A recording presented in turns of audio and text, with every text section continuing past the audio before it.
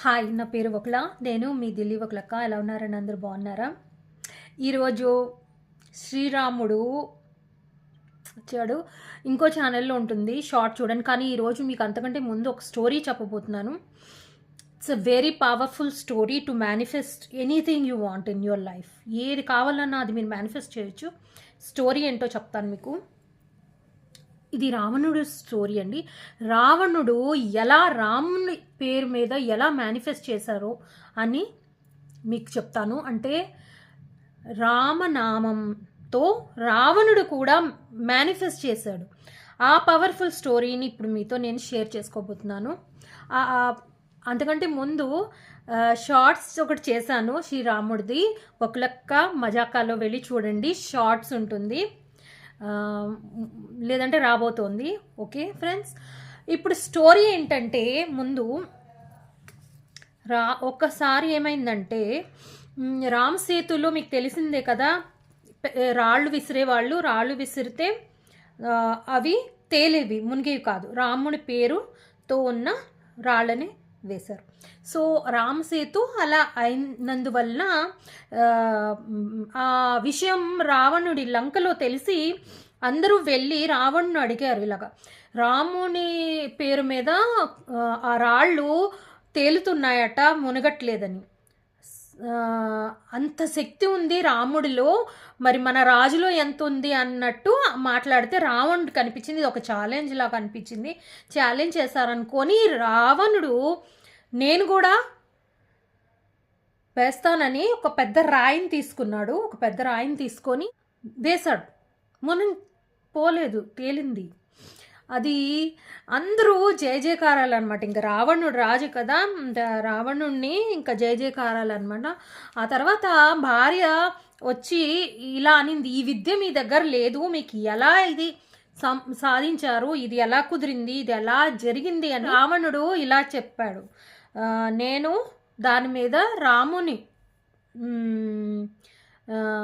ఆన వేశాను, అందుకే నది మునగలేదు అని. ఇది మునిగితే ఆన అన్నమాట. ఇంత పెద్ద రాయి తీసుకొని వేశాడు. ఆ పెద్ద రాయి నీ ఏమన్నాడంటే, నీ మీద రాముని మీద ఒట్టేసి నువ్వు మునగకూడదు అని ఒట్టేస్తాడనమాట. రాముని మీద ఆన నువ్వు మునిగితే అని. అర్థమైంది కదా?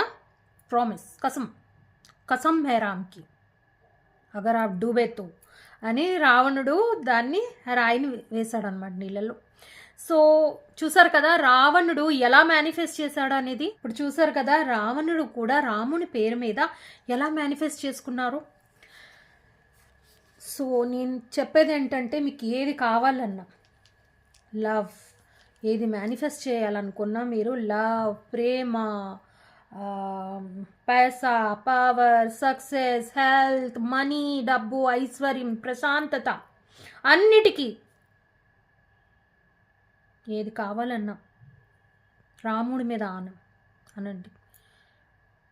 ప్రేమకి ఆన, ప్రేమకు అనండి. డబ్బు కనండి, డబ్బు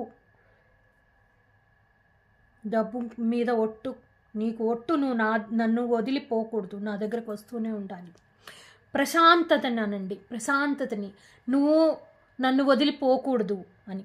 నేను ప్రశాంతంగా జీవించాలి, నువ్వు నన్ను వదిలిపోకూడదు, రాముని మీద ఒట్టు నీకు అనండి.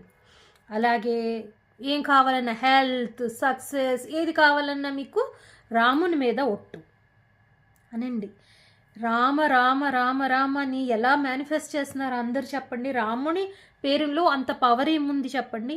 అది రావణుడే. మీకు ఈరోజు చెప్పాను కదా స్టోరీ, అది రావణుడికి కూడా తెలుసు. అది మనం రావణుడికి 10 తలలు ఉన్నాయి, చాలా ఇంటెలిజెంట్. రావణుడికి తెలుసు రాముడు ఎంత గొప్పవాడని, తెలిసింది కదా.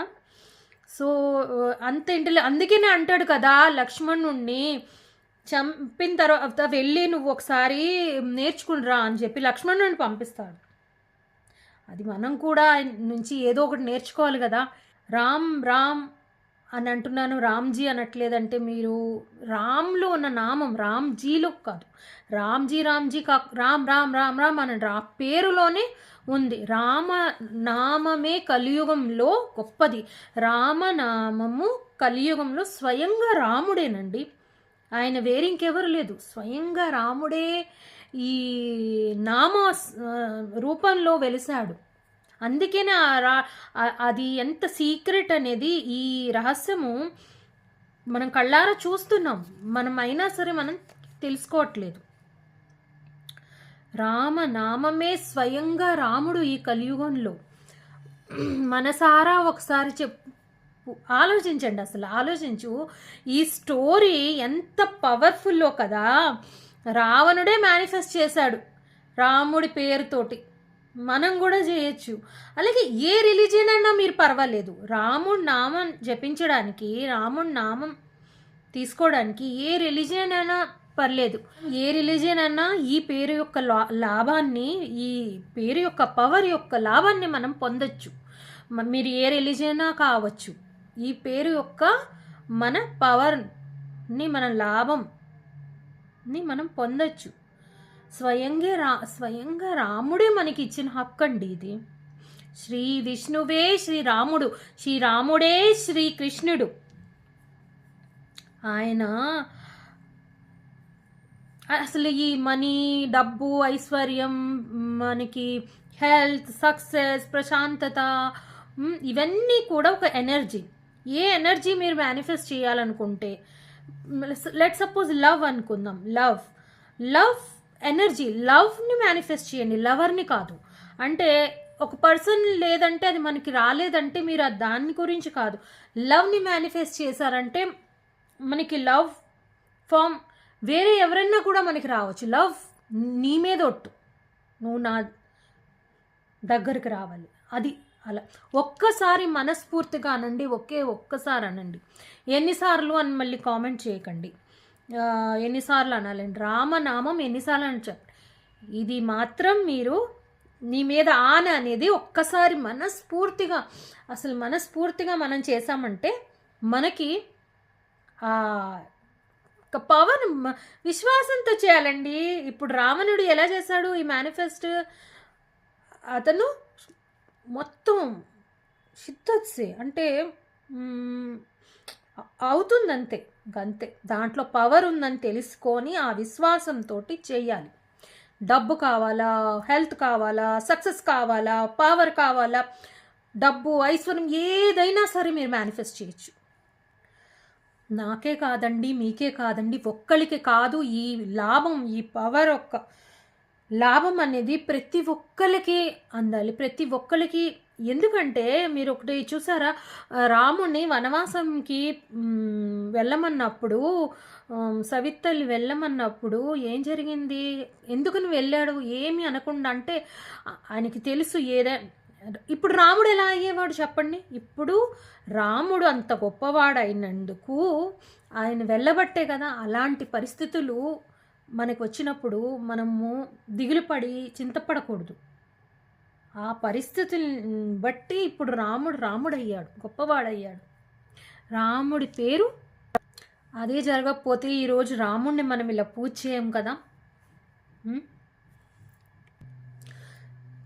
మనీ, నువ్వు నన్ను వదిలి వెళ్తే నీకు రాముడి మీద రాముని మీద ఒట్టు, నువ్వు నన్ను వదిలి వెళ్తే నువ్వు నా దగ్గరకు వస్తూ ఉండాలి. ఫ్రెండ్స్, అర్థమైందని అనుకుంటున్నాను. జై శ్రీరామ్. హరే కృష్ణ కృష్ణ కృష్ణ హరే హరే, హరే రామ్ రామ్ రామ్ హరే హరే. జై శ్రీరామ్. సబ్స్క్రైబ్ చేసుకోండి, లైక్ చేయండి, అలాగే వీడియోని లైక్ చేయండి, షేర్ చేయండి, షార్ట్స్ని కూడా చూడండి ఒక లెక్కలో. Okay friends.